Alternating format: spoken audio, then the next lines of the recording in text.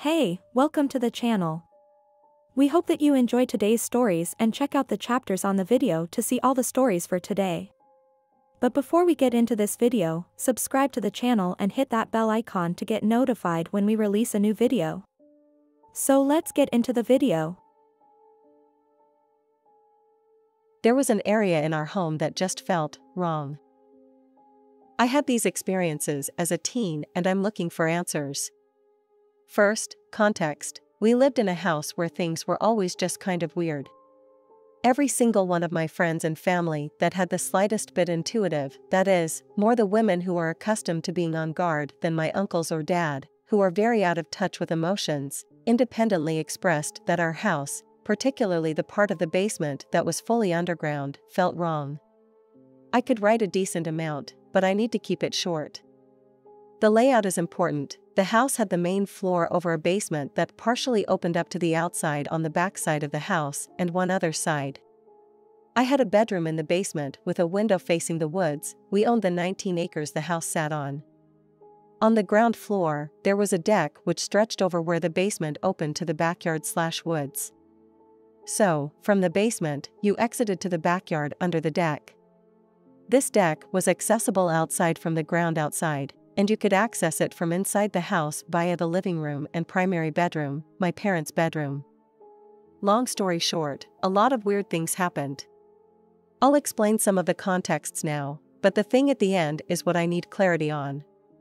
I can accept the ambiguity of a silly little ghost story of strange sounds and weird occurrences, but I've never heard anyone talk about something like what I experienced at the end of this post, and if it weren't for my dog, I would think I was crazy. In short, there were always these knocking sounds on the basement glass doors and windows. My friends heard it too. We always felt like we were being watched. It was deeply unsettling. The further you went into the basement, the eviler it felt. I know it is so cliché to say evil, and maybe it was just the primal discomfort with being underground, but something felt really bad back there. The knocking felt intelligent. There were no trees or bushes near the house to cause it, and the knocking moved from window to window or glass door to glass door. While it did sometimes knock on one of the windows upstairs, because most of those windows were on the deck, it mostly stayed downstairs. It was always 3 to 5 knocks at a time. It felt like it was taunting me. It happened more when my parents were not home. They never heard the knocking, but my friends all did when we would be home alone. But fine, maybe this was a person with bad intentions for a teenage girl. A human stalker. I don't really believe in the paranormal. Actually, I did at some points in my life, but I don't anymore, and I've never believed in cryptids. However, this experience is what I just keep going back to, and it almost makes me feel like the other weird things I've experienced aren't as easily explained as I would like. I was home alone at night when things got particularly weird. I was in my downstairs bedroom. The knocking was much worse this night, but there wasn't any reason why. Example, the weather was normal and calm. My dog, feeling the weird vibes, was lying protectively on my legs and facing the doorway. He felt uncomfortable enough that he would go on patrol of the house occasionally, and he would bark and growl at the knocking. Suddenly, I hear big, heavy footsteps on the deck upstairs. It was so distinct, I could even tell you that it was a man and that it sounded like heavy cowboy boots. Heavy, like the steel-toe kind, but of course you can't know for certain they're steel-toe. Cowboy boots are also not uncommon in this rural community in southwest Missouri, Jasper and Newton counties. My dog launched off me and raced upstairs. I could hear him in front of the window/glass door to the deck making sounds I'd never heard him make. I thought it was just an intruder, so I was very glad that my big dog might scare him off. The thing is, though, that I never heard the footsteps leave the deck. I call my mom after my dog calms down enough to come back to me, still on edge. I ask if I should call the police. What's the point if they take over an hour to arrive, though? We call a neighbor to drive over and take a look around. He says he doesn't see anything and leaves. I stay upstairs in my parents' bedroom. Again, the bedroom has access to the deck via a glass door. The glass has a privacy film over it to blur the details. I'm sitting on the bed, facing the door, on my phone. My dog is, again, lying protectively on my legs when he's not getting up to patrol the house. He's very on edge. I'm starting to calm down when I hear him growl. It's not the typical growl I hear when, for example, a strange man comes over, a man I know but the dog doesn't. It was more primal. I look up, and what I see still terrifies me. There's a face in the window, except it doesn't have a face. It's pressed up against the glass, and I can make out a white person-colored face, but I see no contours of any facial features. That's the thing that terrified me. Yes, there was a privacy blurring film on the window, but I would have been able to make out light and shadow where there would be eyes or a nose or a mouth or something, but there wasn't anything. It was short, too. It doesn't turn away, it very slowly just backs away. I can't explain why, but I get the feeling that it wanted me to see it and that it only left once it knew I had seen it. I can't explain it, but it felt different from the other things. The knocking felt masculine, tall and skinny. Again, I never saw anything. These are the vibes I got. The cowboy boot footsteps were heavy, like a very large man. This was feminine, and it felt far scarier than any of the other things. The knocking felt malicious, sure, but more trickster. The cowboy felt malicious, but this faceless face was just deeply horrifying. I guess because it was so brazen. If it weren't for my dog, I'd have thought I'd gone crazy, but even when my parents came home, they noticed he was agitated. I know it all had to be real, because I saw how he reacted, and it was nothing I'd seen before or since from him. I've never heard or read anything like this, but I've tried to find out through local legends and folklore. The only thing I consistently find is that Navajo legend of the thing that should not be named, but that doesn't quite fit what happened to me. I'm at a loss, so I was hoping the people of Reddit might know some obscure legends. I guess I just want to know that I'm not the only person to have experienced this. As I said before, I'm not really a believer in this stuff, but this one event keeps me coming back. Asking this question is literally the reason I made a Reddit account. Do you know anything about a faceless face in Southwest Missouri? Do you like listening to these stories? Do you want to hear more of them? Then click that like button, subscribe to the channel and hit that notification bell.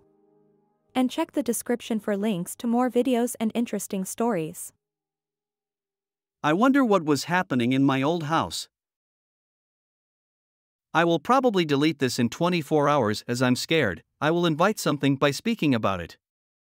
My parents and I lived in a little old house in a sleepy neighborhood for about 7 years. During that time, my parents fought almost constantly, bad fights. Physical hitting and shoving and dragging. They acted positively demonic when they were fighting. And it was almost every day for hours on end. We noticed other odd things happening in the house. My dad would wake up to find various things unplugged when they had been firmly set the night before. We had an unfinished basement, and every time I went down there at night to get the laundry, I literally had to pray to God because the feeling of intense dread and terror was too strong. I don't know how to describe it. Just that when I had my back to the room while digging in the dryer, I felt like a prey animal. One time during lunch, my grandpa was over, and we all froze. The sound from the basement, of a large garbage bag dragging across the concrete. Not falling, not slipping, dragging. We all got quiet and for some freaking reason just ignored it and went back to talking. Around the time my parents got therapy for their issues and were rebuilding their bond with each other and me, I fell into a deep depression. About a year after that, the nightmares started. Horrible, horrible dreams almost every night. Nearly always involving some dark evil being who wanted to hurt me. It would whisper to me and say that I should end myself. I'd always wake up panicking and flip my light on. The feelings of dread started to intensify, and I'd find myself up the entire night to avoid my dreams. I remember one particular night. I was alone in the living room, lamps on, watching a Hallmark show and using my headphones. Out of nowhere, I was struck with the feeling that I was in danger. I tore off my headphones and paused my show. And I just sat there on the couch. And I heard nothing, I saw nothing. But I've never felt such bone-crushing fear in my whole life. I thought I was going to choke and die or vomit from the nausea and tension I felt. I was completely frozen in fear. And suddenly, just like that, it passed. The last big thing was a couple of months before we decided to move to a different house. I'd never told my parents what I'd experienced yet. I woke up at about 2:30 a.m. I sleep with my dog on my bed. 17 pounds of the goofy little guy, super gentle, has never growled in anything more than play even once. Except this time. I heard one of my parents cross my door to get to the bathroom, as they often did at night. But I never recalled seeing a light come on or the door shut, though I blamed it on my half-asleep state. As soon as I saw that shadow pass under my door and heard the steps, my docile little dog woke up and leaped on top of me. He growled the most vicious snarl he's ever made, and he was just staring at my door. His hackles were up, and he was definitely protecting me. I still thought maybe he'd been surprised even though it scared me. Woke up the next morning and asked my parents if they'd been up last night. They both said no. Then I got really scared. Exactly on moving day, the night before we were to pack up once and for all, I had the worst dream ever. Invisible things were hitting me and throwing furniture and saying, "You cannot leave." I woke up crying so hard I started having an asthma attack. I do not have asthma. First night in our new home. No nightmares. We've lived here a year now.